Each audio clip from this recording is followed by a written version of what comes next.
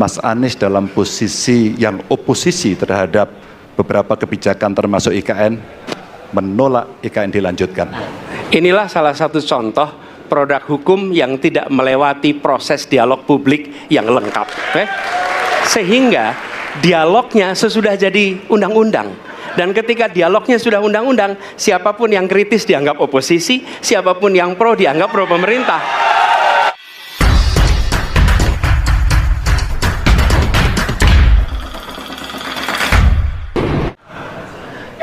Mas Anies pernah menjadi gubernur ibu kota. Dan hari ini menjadi isu publik, saya barusan dari IKN. Mas Anies, dengan berbagai kondisi yang ada di Jakarta, traffic jam, orang bermigrasi, bagaimana polusi yang terjadi, saya pengen dapat statement yang clear dari Mas Anies. Apa pendapat Mas Anies ketika kemudian Indonesia sentris itu ingin dibangun, mimpi besar anak bangsa sejak presiden sebelumnya ingin dibangun untuk memindahkan ibu kota dari Jakarta ke IKN. Silakan.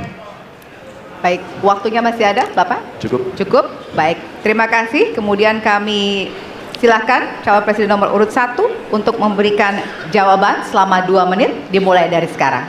Kalau ada masalah jangan ditinggalkan, diselesaikan. Itu filosofi nomor 1. Jadi, ketika di Jakarta menghadapi masalah, maka masalah lingkungan hidup, masalah lalu lintas, kepadatan penduduk, ini harus diselesaikan. Ditinggalkan tidak kemudian membuat otomatis selesai. Justru ini yang harus dibereskan. Kalau kami melihat, begitu kita bicara lalu lintas, kontribusi aparat sipil negara di dalam kemacetan itu hanya 4-7%. Jadi nggak akan mengurangi kemacetan di sini. Yang kedua, soal lingkungan hidup. Kalau yang pindah itu pemerintah, bisnis, keluarga masih tetap di sini, masih tetap ada masalah. Karena itu kami berpandangan, masalah yang di Jakarta harus diselesaikan dengan transportasi umum yang dibangun. Kemudian yang kedua, menambah taman yang dibangun, transportasi umum berbasis elektrik.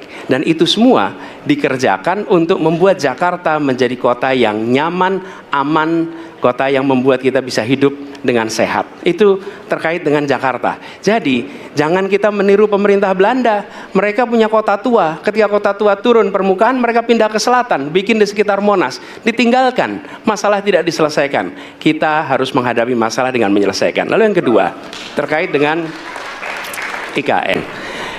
Ketika kita memiliki masalah yang masih urgen di depan mata kita, di Kalimantan sendiri, kebutuhan untuk membangun sekolah yang rusak sangat banyak. Membangun kereta api atau jalur tol antar kota di Kalimantan itu urgen. Yang merasakan dari uang itu siapa? Rakyat.